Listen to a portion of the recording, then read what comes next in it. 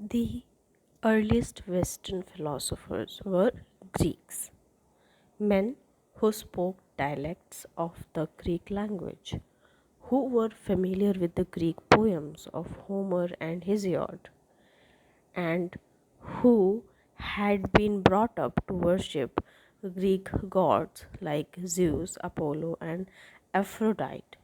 They lived not on the mainland of Greece but in outlying centers of Greek culture, on the southern coast of Italy or on the western coast of what is now Turkey.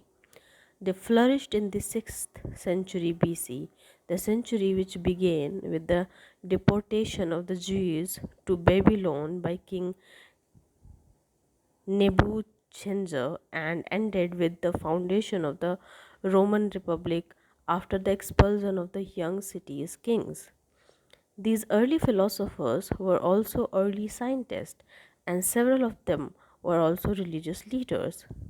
In the beginning, the distinction between science, religion, and philosophy was not as clear as it became in later centuries. In the 6th century, in Asia Minor and Greek Italy, there was an intellectual cauldron in which elements of all these future disciplines fermented together. Later, religious devotees, philosophical disciples, and scientific inheritors could all look back to these thinkers as their forefathers.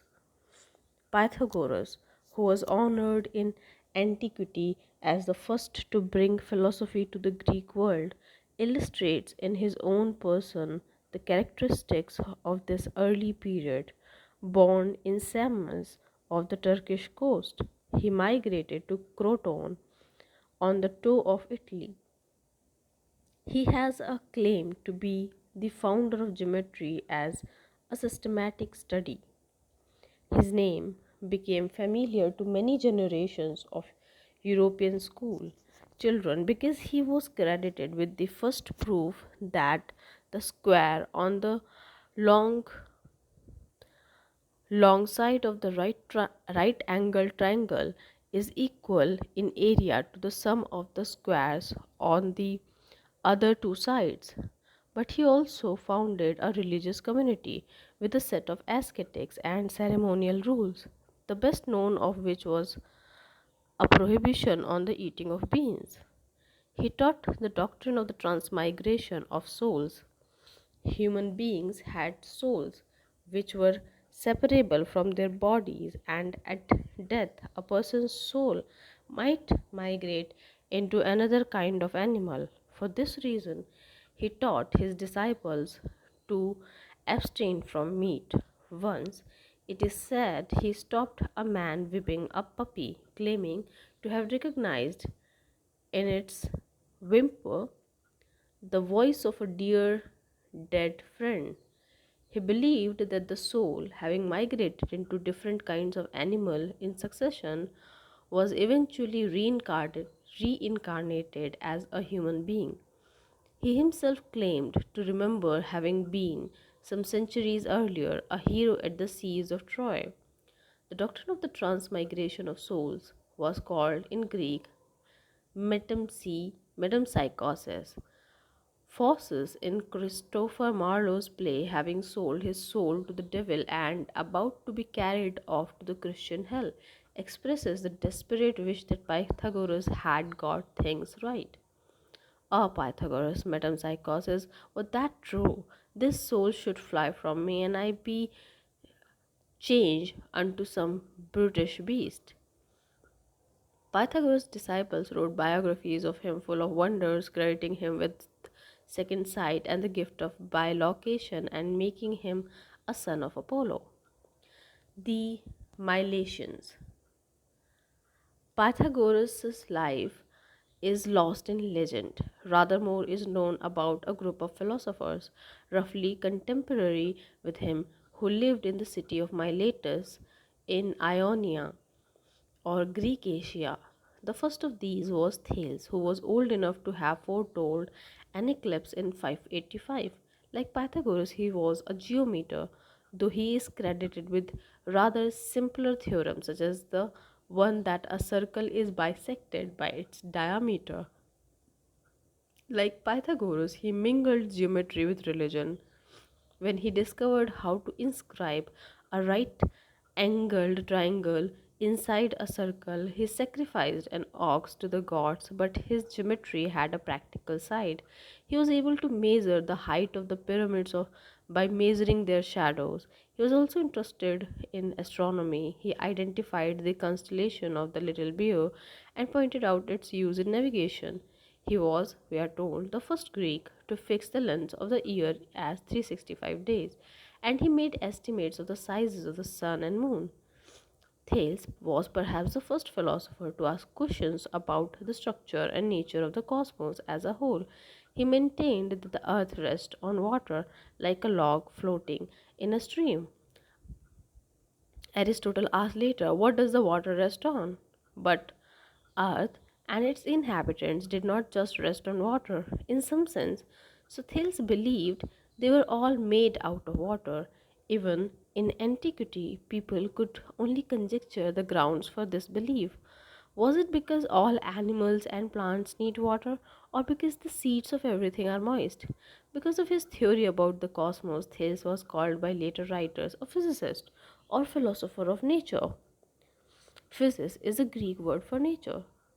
Though he was a physicist, Thales was not a materialist. He did not, that is to say, believe that nothing existed except physical matter.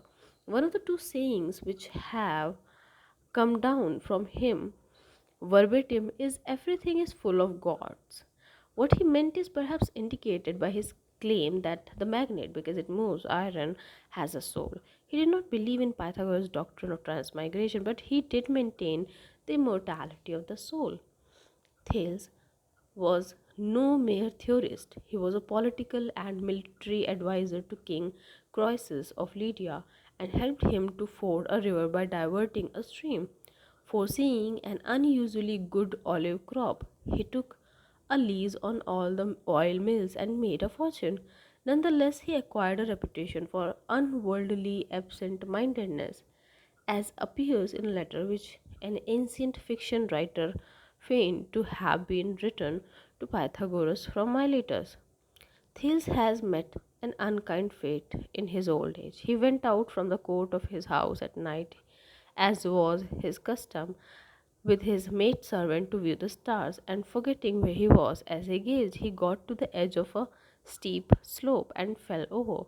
In such wise have the Milesians lost their astronomer. Let us who were his pupils cherish his memory, and let it be cherished by our children and pupils. A more significant thinker was a younger contemporary and pupil of Thales called Anaximander, a savant who made the first map of the world and of the stars and invented both a sundial and an all weather clock. He taught that the earth was cylindrical in shape, like a section of a pillar. Around the world were gigantic tires full of fire. Each tire had a hole through which the fire could be seen, and the holes were the sun and the moon and stars. The largest tire was 28 times as great as the earth, and the fire seen through its orifice was the sun. Blockages in the holes explained eclipses and the phases of the moon. The fire within these tires was once a great ball of flame surrounding the infant earth, which had gradually burst into fragments which enrolled themselves in bark like casings. Eventually, the heavenly bodies would return to the original fire. The things from which existing things come into being are also the things into which they are destroyed, in accordance with what must be.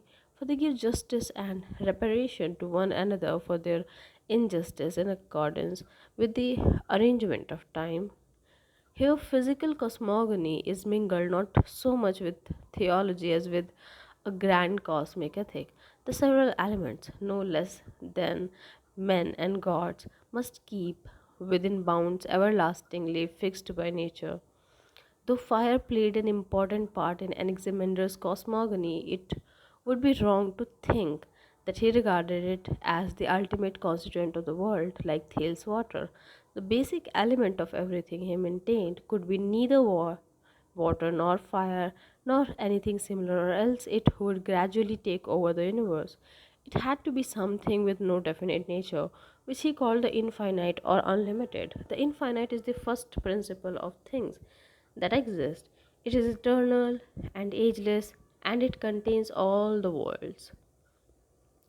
Anaximander was an early proponent of evolution. The human beings we know cannot always have existed, he argued. Other animals are able to look after themselves soon after birth, while humans require a long period of nursing.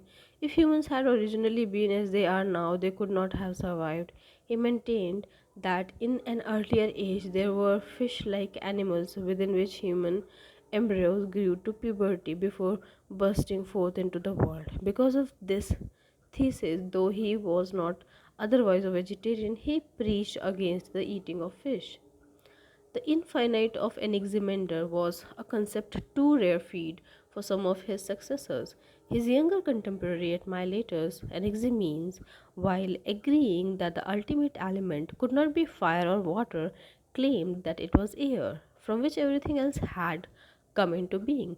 In its stable state, air is invisible, but when it is moved and condensed, it becomes first wind and then cloud and then water, and finally water condensed becomes mud and stone. Rarefied air presumably became fire, completing the gamut of the elements. In support of his theory, Anaximenes appealed to experience. Men release both hot and cold from their mouths, for the breath is cooled when it is compressed and condensed by the lips, but when the mouth is relaxed and it is exhaled, it becomes hot by reason of its rareness. This rarefaction and condensation can generate everything out of the underlying air.